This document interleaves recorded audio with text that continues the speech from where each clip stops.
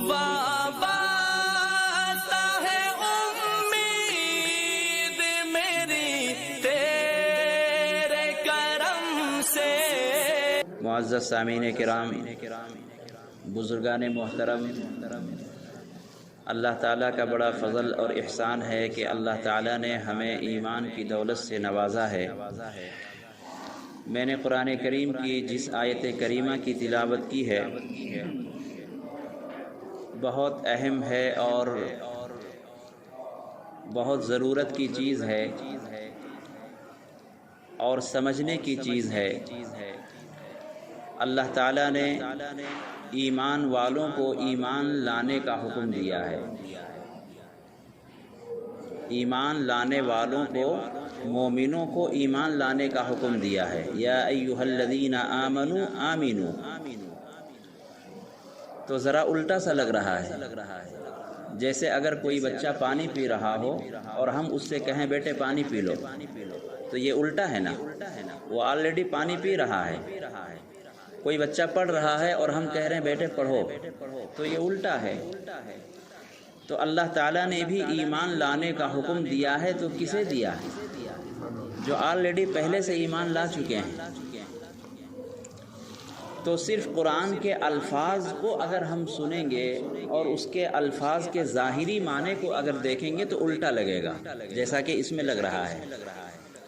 مفسرین رحمۃ اللہ علیہ نے جو قرآن کی جو تفسیریں بیان کرتے ہیں، جنہوں نے کتابیں لکھی ہیں، صحابہ کرام سے جو کتابیں تفسیر کی چلی ہیں، ان تفاسیر کو اٹھانے سے پتہ چلتا ہے کہ اللہ تعالیٰ نے ایمان والوں سے ایمان لانے کا جو حکم دیا ہے وہ مکمل ایمان لاؤ۔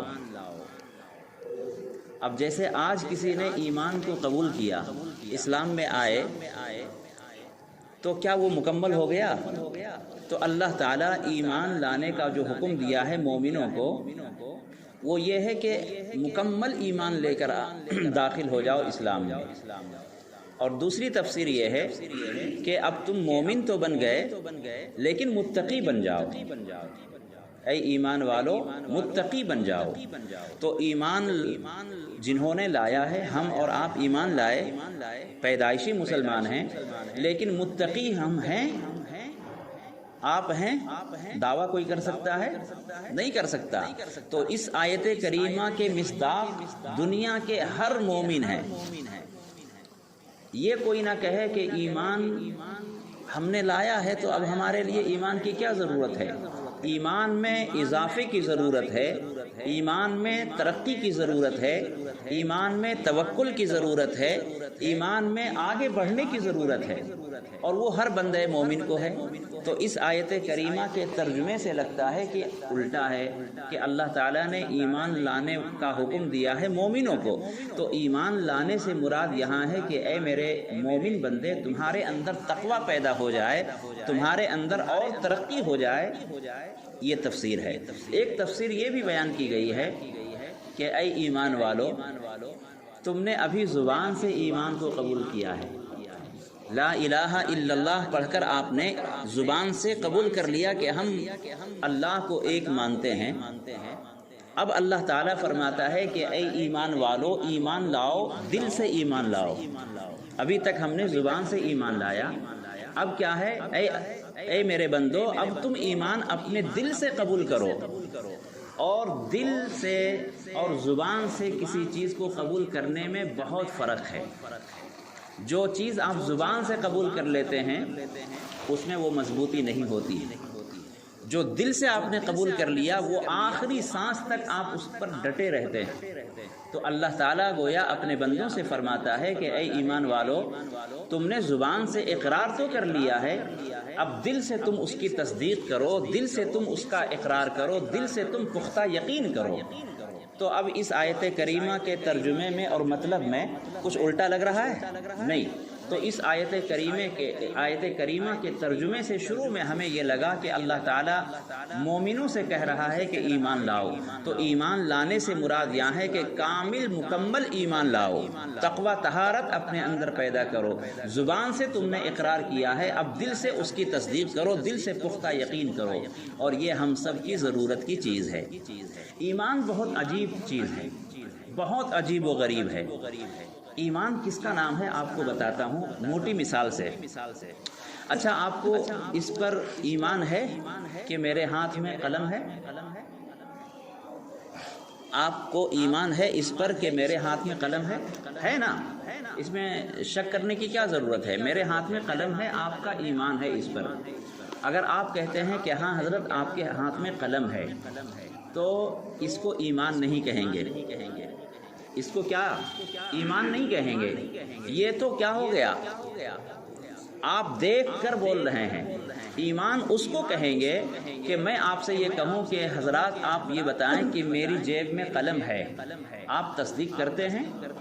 میری جیب میں قلم ہے، میں نے آپ کے سامنے کہا اور آپ نے کہا کہ ہاں حضرت آپ مسجد میں ممبر پر بیٹھ کر جھوٹ تو نہیں بولیں گے، آپ کے ہاتھ میں آپ کی جیب میں قلم ہے، آپ نے کہا ہے تو میں مانتا ہوں۔ تو جو چیز آپ نے دیکھ کر قبول کیا ہے اس کو ایمان نہیں کہتے، جو بن دیکھے آپ نے مان لیا ہے، یقین کر لیا ہے، اس کو مشاہدہ کہتے ہیں۔ اس کو آپ کو کیا کہیں گے؟ مشاہدہ، دیکھ کر کسی چیز کو ماننا۔ اور جو بن دیکھے آپ نے مانا ہے اس کو کہیں گے ایمان۔ تو ہمارے ایمان میں یہی ایک عجیب و غریب چیز ہے کہ اللہ تبارک و تعالیٰ کو ہم نے دیکھا نہیں، ہم مانتے ہیں۔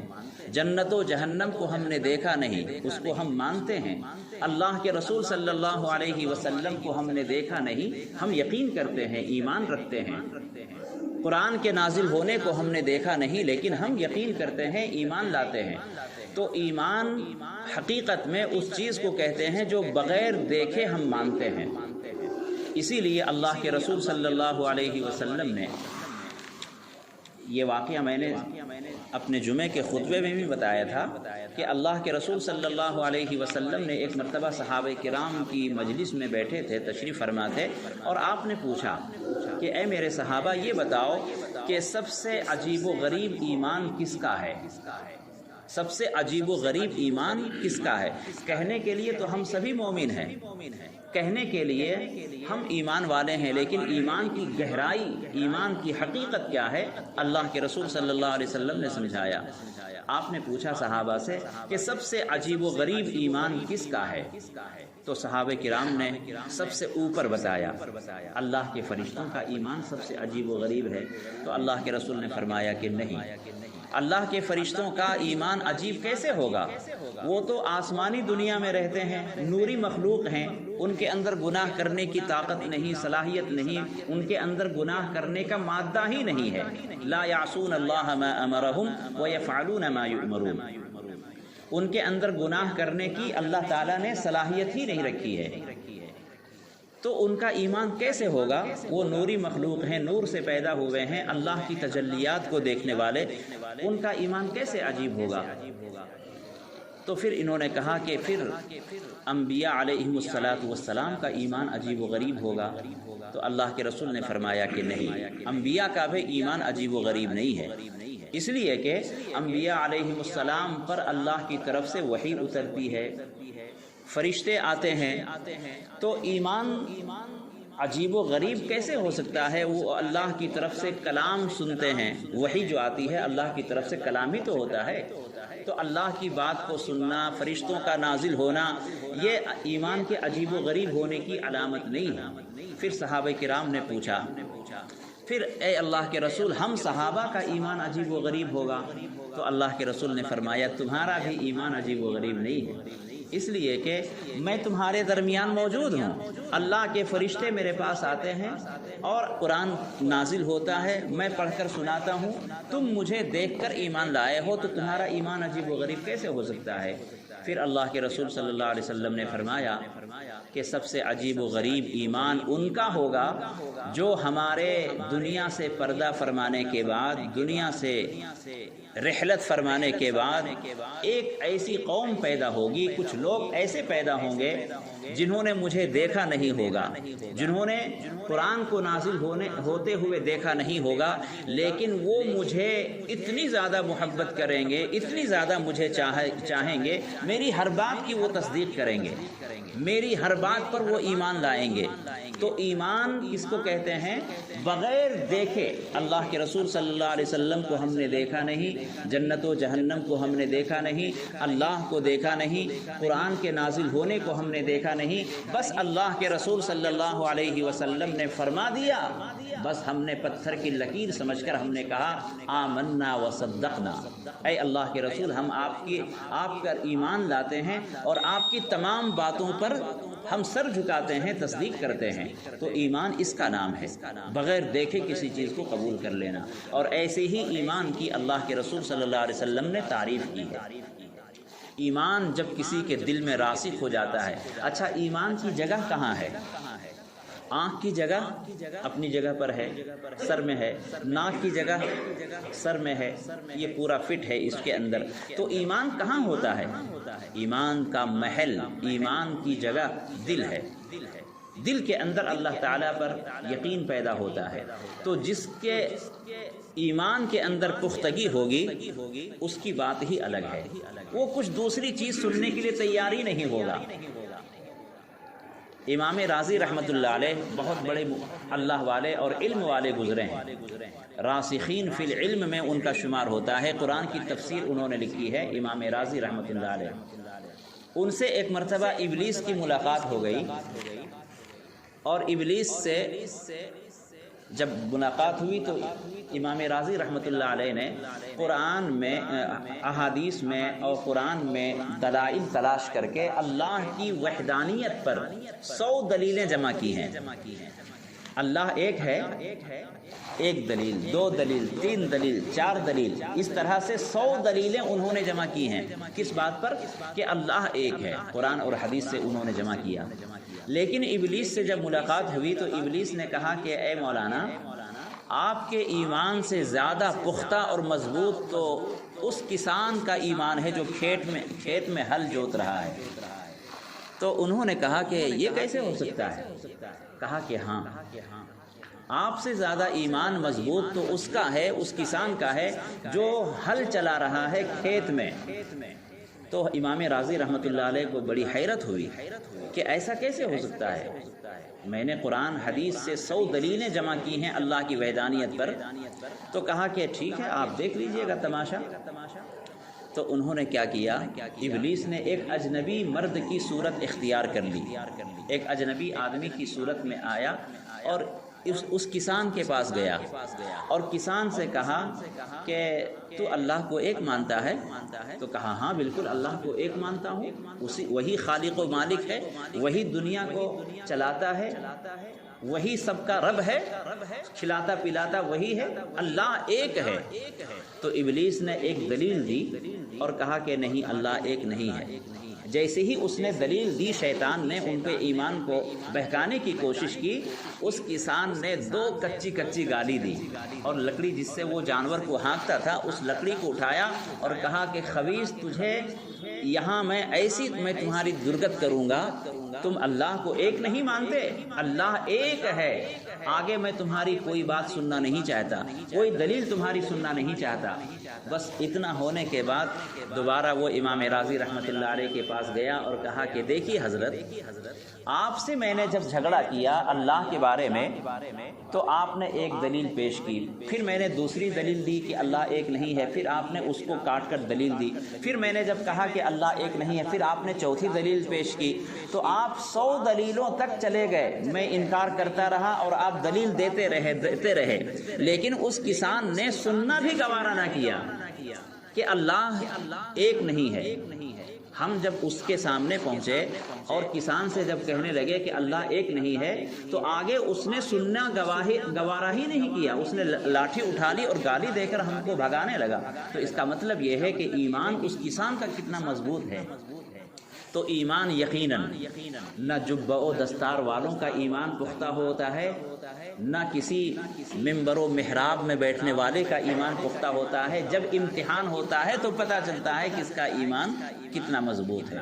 اور یہ ایمان کی جو ہماری گاڑی ہے، کہنے والے نے بڑی اچھی بات کہی ہے، میں اس کو سناؤں گا اور آپ بھی بہت اش کریں گے۔ تبلیغ ایک ایسی گاڑی ہے، مشورہ اس کا اسٹیئرنگ ہے۔ ہمارا ہر کام تبلیغ میں کس سے ہوتا ہے؟ مشورے سے ہوتا ہے۔ اخلاص اس کا انجن ہے. اخلاص اگر نہیں ہے تو جماعت چلتی ہے؟ اخلاص اس کا انجن ہے. انجن خراب ہو گیا تو گاڑی نہیں چلے گی. اور اس کا پیٹرول کیا ہے؟ دعوت اس کی پیٹرول ہے. اس کا پیٹرول ہے. آپ جتنے لوگوں کو کہیں گے اتنا یہ کام بڑھے گا. علم اس کا راستہ ہے. ہم جو چل رہے ہیں تو علم کی بنیاد پر چل رہے ہیں، تو علم اس کا راستہ ہے. اور ذکر اس کی لائٹ ہے، روشنی ہے. اس گاڑی کو جو لائٹ چاہیے وہ ذکر کے ذریعے سے اس کو روشنی ملے گی. اور توکل، اللہ پر یقین اور اللہ پر بھروسہ، یہ ہمارے لیے کیا ہے؟ توکل اس کی چھت ہے، گاڑی کی چھت ہے. اور صبر اس کا بریک ہے. صبر کیا ہے؟ بریک ہے. آپ جب کہیں جائیں گے تو وہاں کوئی فنکشن ہوگا، وہاں کچھ دیکھنے کی پہلے کوئی جگہ ہوگی، عجوبہ ہوگا، کوئی اور بھی آپ کے رشتہ دار ہوں گے. لیکن آپ کو مشورے میں اگر کہہ دیا گیا ہے، امیر جماعت نے آپ سے کہہ دیا ہے، تو آپ صبر کریں گے، وہاں نہیں جائیں گے فنکشنوں میں، آپ شاپنگ مال نہیں جائیں گے. تو صبر اس کا کیا ہے؟ بریک ہے. اور تکبر اس کا ایکسیڈنٹ ہے. تکبر اس دعوت و تبلیغ کی گاڑی کا تکبر کیا ہے؟ ایکسیڈنٹ ہے. اگر آپ 100 سال سے بھی جماعت میں ہیں لیکن خدا نخواستہ اگر تکبر کا ایک دانہ اگر دل میں ہے تو یہ گاڑی ایکسیڈنٹ ہو کر رہے گی. اس کے بعد اب اگر ایکسیڈنٹ ہوا تو اب کیا کرنا ہے؟ اللہ تعالیٰ نے اس کا بھی حل رکھا ہے. توبہ اس کی مرمت ہے. گاڑی کی ریپیری کرانا ہے نا، تو اگر آپ توبہ کر لیں گے تو انشاءاللہ جو ایکسیڈنٹ ہوا ہے، جو آپ پر جو نقصان ہوا ہے، وہ توبہ وغیرہ سے آپ کی گاڑی کی ریپیری ہو جائے گی. اور اب یہ ریپیری کہاں کرانا ہے؟ جماعت کے جو مراکز ہیں، جماعت کے جو مرکز ہیں، کرناٹک کی جو مرکز ہے، یو پی کی جو مرکز ہے، اور دوسرے جہاں جو جماعت کے مراکز ہیں وہ ہماری گاڑی کے ورک شاپ ہیں، وہاں ہماری گاڑی کی مرمت ہوگی. اور کیا ہوگا؟ اس گاڑی کا نمبر کیا ہے؟ 6 نمبر. ہمیں 6 نمبر سے آگے بڑھنا نہیں ہے. 6 نمبر ہماری پہچان ہے اور پوری شریعت کا یہ نچوڑ ہے. اس کے بعد یہ گاڑی ہماری چلتی رہے گی. کہاں تک پہنچے گی؟ اس کا آخری سٹاپ کیا ہے؟ جنت ہے. اور گاڑی کی قیمت کیا ہے؟ جو جیسی گاڑی خریدنا چاہے، 3 دن، 1 مہینہ، 4 دن، 40 دن، 1 سال، اس کی گاڑی کی قیمت ہے. تو یہ کہنے کے لیے اتنی اچھی باتیں ہیں کہ ساری ہماری ضرورت کی چیزیں اس میں ڈال دی گئی ہیں. اگر اخلاص ہے تو یہ دعوت و تبلیغ کا سلسلہ چلے گا. اور تکبر ہے تو گاڑی ایکسیڈنٹ کرے گی. اور پھر ہمارے لیے جو راستہ ہے، ہمارے لیے جو اخلاص ہے، انجن ہے، ان تمام چیزوں کو لے کر ہمیں چلنا ہے. تب جا کر ہماری ذات سے خود ہمیں فائدہ پہنچے گا اور دوسروں کو بھی فائدہ پہنچے گا. اللہ کے رسول صلی اللہ علیہ وسلم نے صحابہ کرام کو کیسی دعوت دی. صحابہ کرام تو جانوروں جیسی زندگی گزارنے والے تھے. زمانے جاہلیت میں کیا لوگ کرتے تھے؟ زمانے جاہلیت میں لوگ جانوروں سے بھی بدتر تھے، لیکن اللہ کے رسول نے ان کو دعوت دی، اللہ کی پہچان کروائی، اور وہ کیسے بن گئے؟ فرشتوں سے بھی افضل بن گئے، فرشتہ نما بن گئے. آپ کو حیرت ہوگی کہ آج تو ہم اپنی پوری زندگی کھپا دیتے ہیں، ہماری باتوں سے کوئی متاثر نہیں ہوتا. ہماری زندگی میں کتنے لوگوں سے ملاقات ہوئی، لیکن کیا گارنٹی ہے کہ ہماری باتوں سے کسی کی اصلاح ہو گئی ہو؟ سن لیتے ہیں لیکن اصلاح ہو جائے، اس کی دل کی دنیا بدل جائے. لیکن تاریخ گواہ ہے کہ اللہ کے رسول صلی اللہ علیہ وسلم کے 2 غلام انڈونیشیا آئے. 2 صحابی انڈونیشیا آئے اور ان 2 صحابی کی وجہ سے پورا ملک مسلمان ہو گیا.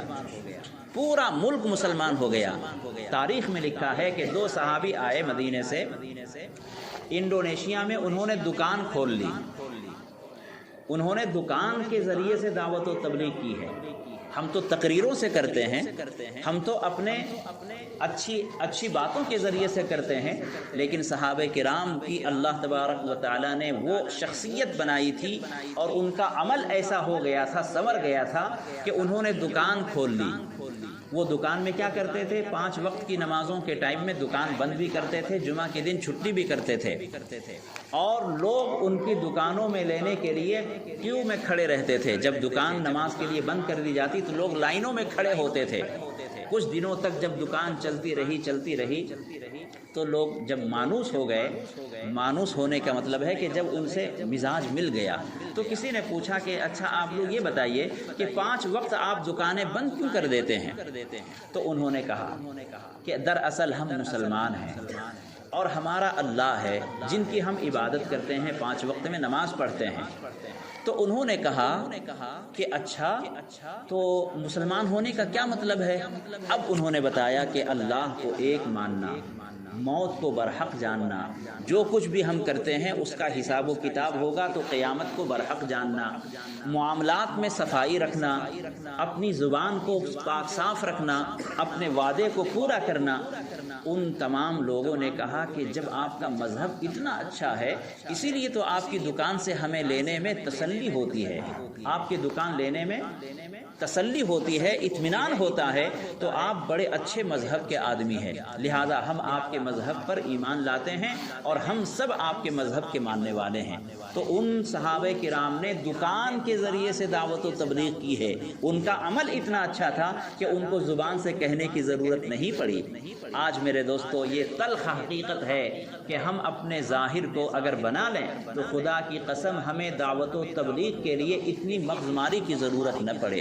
اپنے اخلاق کو سنوار لو، اپنے اعمال کو سنوار لو، اپنے کیریکٹر کو سنوار لو، تو ہمیں اپنی زبان سے اتنا کہنے کی ضرورت نہ پڑے جتنا ہم کہتے ہیں۔ ہم زبان سے بہت اچھی اچھی باتیں کہتے ہیں، کانوں کو اچھی لگنے والی باتیں ہم سب کو آتی ہیں، لیکن ہمارے عمل میں کیا ہے، ہماری زندگی میں کیا ہے، ان چیزوں پر اگر غور کریں گے تو ہمیں خون کے آنسو رونا چاہیے کہ ہماری زندگی کیسی گزر رہی ہے۔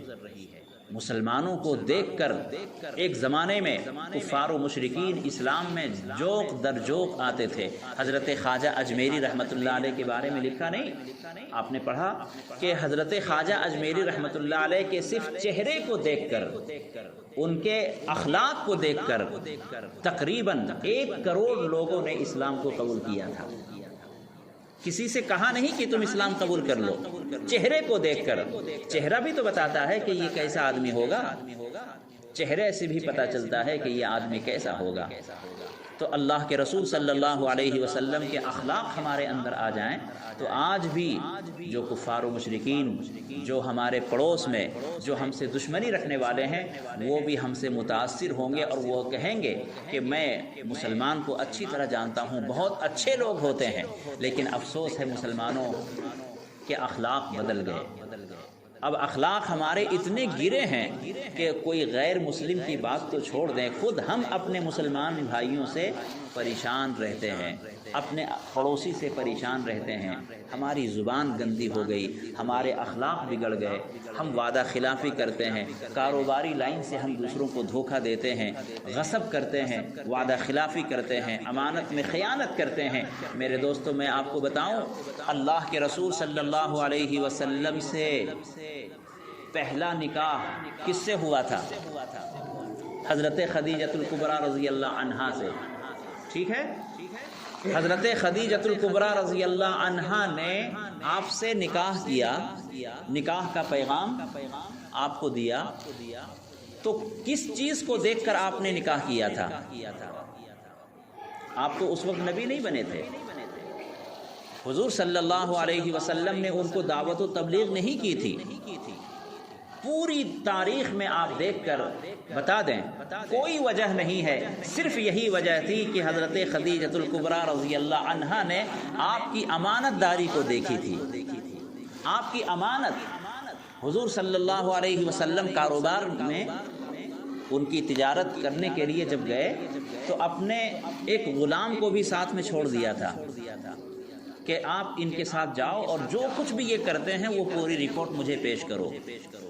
خدا کی قسم حضرت خدیجۃ الکبریٰ رضی اللہ عنہا کے خادم نے جو آ کر رپورٹ پیش کی، ان رپورٹ سے دیکھ کر متاثر ہو کر انہوں نے نکاح کا پیغام بھیجا تھا۔ تو اخلاق آپ کے کیسے تھے؟ کاروبار کا طریقہ کیسا تھا؟ اتنی مالدار خاتون نے حضور صلی اللہ علیہ وسلم سے نکاح کیا تو آپ کی امانت داری کو دیکھ کر، آپ کے اخلاق کو دیکھ کر اور تجارت و کاروبار میں آپ کی زبان کی سچائی کو دیکھ کر آپ سے نکاح کیا تھا۔ آج ہے ایسا ماحول؟ افسوس ہوتا ہے میرے دوستو، ہم کیا، ہر مسلمان ایک دوسرے کے بارے میں جو خیال ہے، جو گمان ہے، وہ سب کو پتہ ہے۔ آج کی تاریخ میں یہ اپنے گھر کی بات ہے، کسی اور کو کہنے کی ضرورت نہیں ہے، خود ہم اپنے ذمہ دار ہیں کہ ایک چھوٹا کوئی سامان بھی اگر لینا ہوتا ہے تو ہم کسی غیر مسلم کو تلاش کرتے ہیں، غیر مسلم کی دکان سے ہم لینے پر اپنا اطمینان ظاہر کرتے ہیں کہ ان سے اگر کاروبار کروایا جائے، ان سے اگر لین دین کیا جائے، ان کی دکان سے اگر خریدا جائے تو سامان اچھا ملتا ہے۔ ہم ایک مسلمان کی دکان سے کاروبار کرنے کے لیے تیار نہیں ہے، ایک مسلمان پر سے بھروسہ اٹھا چکا ہے۔ تو میرے دوستو، یہ تو بہت گری بات ہے کہ ایک مسلمان دوسرے مسلمان سے کنارہ کشی کر رہا ہے، نفرت کر رہا ہے۔ جب ایک مسلمان دوسرے مسلمان سے نفرت کرے، ان کے اخلاق سے متاثر نہ ہو، ان کے اخلاق قابل اطمینان نہ ہو، تو کسی غیر مسلم کو ہم کیسے اخلاق سے متاثر کر سکتے ہیں؟ یقین جانیے کہ ایک زمانے میں لوگ مسلمانوں کا پڑوسی ہونے پر فخر کرتے تھے۔ ایک زمانے میں غیر مسلم مسلمان کے پڑوسی میں رہنا فخر سمجھتے تھے، لیکن آج مسلمانوں کو گھر نہیں مل رہا ہے، غیروں کے ایریے میں گھر نہیں مل رہا ہے۔ کیا بولتے ہیں؟ یہ بہت غلیظ قوم ہے، یہ لڑاکو قوم ہے، یہ ضدی قوم ہے، یہ جاہل قوم ہے۔ یہ سب ہمیں تانے جو مل رہے ہیں، یہ خامخواہ نہیں ہے، یہ ان کا الزام نہیں ہے، یہ ہمارے اندر بیماریاں ہیں، اور جب تک یہ بیماریاں پیدا نہیں ہوں گی، خدا کی عزت و جلالت کی قسم، جو کچھ بھی ہم تقریریں کرتے ہیں، جو کچھ بھی کتابیں لکھتے ہیں، جو کچھ بھی ہم کر رہے ہیں، بس یہ اوپر کا معاملہ ہو سکتا ہے۔ اندر کسی کا اگر نہیں بدلا، اس کا 0 اس کا 0 رزلٹ ہوگا۔ اس لیے دعوت و تبلیغ کا جو فریضہ ہے، اللہ کے رسول صلی اللہ علیہ وسلم نے دلوں کی دنیا کو بدلا۔ حضور صلی اللہ علیہ وسلم نے دعوت و تبلیغ کا فریضہ اس طرح سے انجام دیا کہ اللہ تعالیٰ نے فرمایا قد بلغت رسالت، اے میرے نبی آپ نے نبوت و رسالت کا حق ادا کر دیا، کوئی میرا ایسا حکم نہیں ہے جس کو آپ نے چھوڑ دیا ہو۔ جس کے گھر میں جہاں آپ کو موقع ملا، بازاروں میں جا کر، گھروں میں جا کر، جنگلوں میں جا کر، بیابانوں میں جا کر، جہاں آپ کو موقع ملا، جہاں تقاضا ہوا، اللہ کے رسول صلی اللہ علیہ وسلم نے اللہ کے پیغام کو لوگوں تک پہنچایا۔ کتابوں میں لکھا ہے کہ ابو جہل کے گھر پر حضور صلی اللہ علیہ وسلم 1 مرتبہ 2 مرتبہ نہیں، 100 مرتبہ نہیں، 3000 مرتبہ جا کر دعوت و تبلیغ کی ہے۔ ابو جہل کے گھر پر 3000 مرتبہ گئے حضور صلی اللہ علیہ وسلم۔ ایک مرتبہ سخت طوفانی ہوا اور بارش اور بجلی کی کڑک، ماحول بڑا خوفناک تھا۔ سب لوگ اپنے اپنے گھروں میں پناہ لیے ہوئے تھے، چرند و پرند کا کوئی نشان نہیں، گھپ اندھیرا بنا ہوا تھا۔ لوگ اپنے اپنے گھروں میں پناہ لے رہے تھے کہ باہر جاؤں گا تو پتہ نہیں کیا ہو جائے گا۔ ابو جہل کا دروازہ باہر سے کسی نے کھٹکھٹایا۔ ابو جہل نے اپنے دل میں سوچا کہ اتنی پریشانی کے ٹائم میں، سخت طوفان ہوا ہے، بارش ہے، بجلی کی کڑک ہے، اندھیری رات ہے، تو ایسے وقت میں جو دروازہ کھٹکھٹانے والا ہوگا وہ یقیناً کوئی مجبور ہوگا، کوئی پریشان حال ہوگا۔ تو اب میں دروازہ کھولنے کے بعد جو بھی ہوگا میں اس کی ضرورت کو پوری کروں گا۔ اس نے دروازہ کھولا تو دیکھ کر وہ حیران رہا کہ سرکار دو عالم رحمت للعالمین صلی اللہ علیہ وسلم دروازے پر کھڑے ہیں۔ ابو جہل نے جب دیکھا تو وہ حیران رہ گیا کہ آخر اتنی سخت طوفانی ہوا میں، بارش میں، بجلی کی کڑک ہے اور آپ میرے دروازے پر آ گئے۔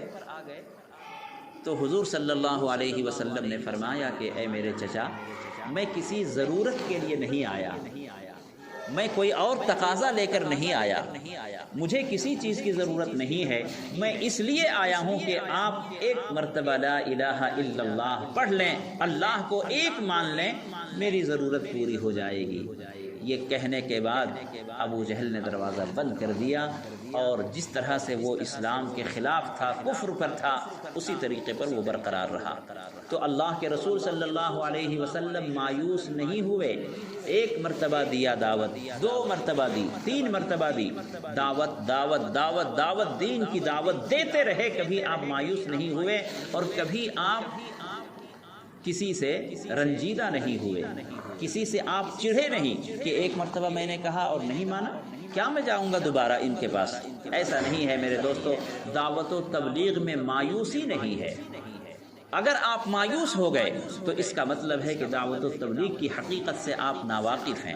دعوت و تبلیغ میں مایوسی نہیں ہے۔ ایک مرتبہ آپ کہیں نہیں مانا، نو ٹینشن، دوسری مرتبہ کہیں، 1 مرتبہ 2 مرتبہ 3 مرتبہ کہنے کے بعد اللہ ضرور اس کے دل کو نرم کرے گا، اور اللہ تعالیٰ ضرور اس کی اصلاح فرمائیں گے اور ہدایت کی توفیق دیں گے۔ تو اس لیے الحمدللہ ہم جس مشن سے جڑے ہوئے ہیں، یہ مبارک کام نبوت و رسالت کے زمانے سے چل رہا ہے اور قیامت تک چلے گا۔ دنیا کی کوئی طاقت اس کو روک نہیں سکتی ہے۔ طریقہ بدلنا پڑے گا، ماحول بدلنا پڑے گا، اور ہمیں اپنی اصلاح کرنی پڑے گی، تاکہ جو ان کی طرف سے الزام آ رہے ہیں، جو ان کی طرف سے باتیں آ رہی ہیں، وہ باتیں ہمارے درمیان میں نہ رہیں، ہمارے ماحول میں نہ رہیں، ہمارے سماج میں نہ رہیں، اور خاص طور سے ہم دعوت و تبلیغ کے کارکنان میں نہ رہیں۔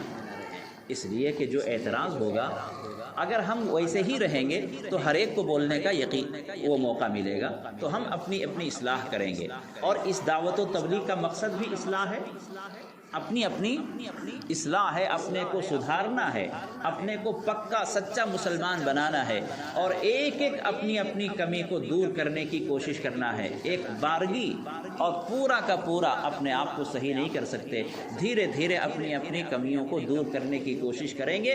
انشاءاللہ اس دعوت و تبلیغ سے ہمیں بھی فائدہ ہوگا، اور ہم جہاں جہاں سے گزریں گے انشاءاللہ ہمارے سایوں سے، ہماری باتوں سے لوگوں کو فائدہ پہنچے گا۔ تو اللہ تبارک و تعالیٰ کا بہت بڑا فضل ہے کہ اللہ تعالیٰ نے ہمیں اس جماعت سے جوڑا ہے اور اس فکر سے جوڑا ہے۔ آج پوری دنیا میں آپ غور کر لیں، کوئی ایسی جماعت ہے جو دوسروں کی فکر کرے، دوسروں کی فکر کرے، ان کے لیے راتوں کو جاگے، اپنا خرچہ کر کے، اور گلی گلی اور قریہ قریہ، جہاں سڑکیں نہیں ہیں وہاں جانا، جہاں مسجدیں نہیں ہیں وہاں پہنچنا، جہاں بجلی پانی نہیں ہے وہاں پہنچنا، اور اپنا خرچ کر کے ساری قربانیاں دے کر کسی کو اللہ کی طرف بلانا، یہ دعوت و تبلیغ ہی ایک جماعت ایسی ہے۔ دنیا میں کوئی اور جماعت نہیں ہے۔ اسی لیے اخلاص کی وجہ سے اللہ تعالیٰ نے اس جماعت کو شروع سے آج تک رکھا ہے، اور قیامت تک یہ جماعت رہے گی۔ طریقہ بدلے گا، شکلیں بدلیں گی، اور یہ اللہ تبارک و تعالیٰ کا فرمان ہے، وَأَعِدُّوا لَهُم مَّا اسْتَطَعْتُم مِّن خَيْرٍ، کہ ہم اپنے آپ کو تیار کریں۔ جیسا فریق مخالف ہوگا ہم اس کے لیے اپنی تیاری کو بدلتے رہیں گے، ان کو ہم جو چیز چاہیے اس کے اعتبار سے ہم اپنے آپ کو تیار کریں گے۔ تو میرے دوستو، یقیناً دعوت و تبلیغ میں جانے کے بعد انسان کی دنیا بدلتی ہے، انسان کی دل کی دنیا بدلتی ہے۔ یہ صرف کہنے کی بات نہیں ہے، اکثر ہم نے دیکھا ہے کہ جب تک وہ دعوت و تبلیغ میں نہ جڑے ان کی زندگی کچھ اور ہوتی ہے، لیکن دعوت و تبلیغ میں جانے کے بعد، اللہ کے راستے میں نکلنے کے بعد، جو اللہ تبارک و تعالیٰ کے احکامات ہیں اس کے ادا کرنے کا شوق اور نہ ادا کرنے کا غم پیدا ہوتا ہے، تو وہ اسی دعوت و تبلیغ میں ہوتا ہے، اللہ کے راستے میں نکلنے میں ہوتا ہے۔ جب تک ہم اللہ تبارک و تعالیٰ کے احکام کو اپنے اندر، طبیعت کے اندر نہ بسا لیں، اس وقت تک ہمیں کوئی فائدہ نہیں ہوگا۔ اور جب ہم دعوت و تبلیغ میں نکلتے ہیں اللہ کے راستے میں، تو سب سے بڑا فائدہ کیا ہوتا ہے کہ ہم دوسروں کو کہتے ہیں لیکن فائدہ اپنا ہوتا ہے۔ جیسے آپ بال کہیں پھینکتے ہیں تو وہ بال واپس اپنے پاس آتا ہے، اسی طرح آپ اللہ کے راستے میں کسی سے کہتے ہیں تو وہ عمل کرے یا نہ کرے، خود اپنے اندر عمل کا جذبہ پیدا ہوتا ہے، رغبت پیدا ہوتی ہے۔ یہ جو ہمارا نفس ہے نا، یہ ذلیل ہوتا ہے، اور ہمیں نفس مطمئنہ حاصل ہو کر نفس ہمیں کہتا ہے کہ یار تم دوسرے سے کہہ رہے ہو لیکن خود تم وہ گناہ کر رہے ہو، تمہارے اندر وہ خود کوتاہی موجود ہے۔ تو جب ہم دوسروں کی اصلاح کی کوشش کریں گے تو اس کی اصلاح ہو یا نہ ہو، اپنی اصلاح ہوتی ہے۔ تو یہی تو ہمارا مقصد ہے۔ اگر ہمیں کوئی تقریر کر کے چاہے سدھارنا، مشکل ہے۔ اللہ کے راستے میں نکلیں گے، 10 آدمیوں سے کہیں گے تو انشاءاللہ ان سے پہلے ہماری اصلاح ہوگی، اور جب اپنی اصلاح ہو جاتی ہے تو پھر اس زبان سے جب کچھ نکلتا ہے تو وہ سیدھے سامنے والے کے دل پر اثر انداز ہوتا ہے۔ آپ نے وہ سنا ہوگا کہ حضرت بابا فرید گنج شکر رحمۃ اللہ علیہ، ان کے پاس ایک عورت آئی اور اپنے بچے کو ساتھ میں لے کر آئی تھی اور کہا کہ بابا جان یہ بچہ بہت گڑ کھاتا ہے، تو کہا کہ کوئی بات نہیں، کل لے کر آ جانا۔ تو کل لے کر جب وہ گئی تو انہوں نے بچے سے کہا کہ بیٹے زیادہ گڑ نہیں کھانا۔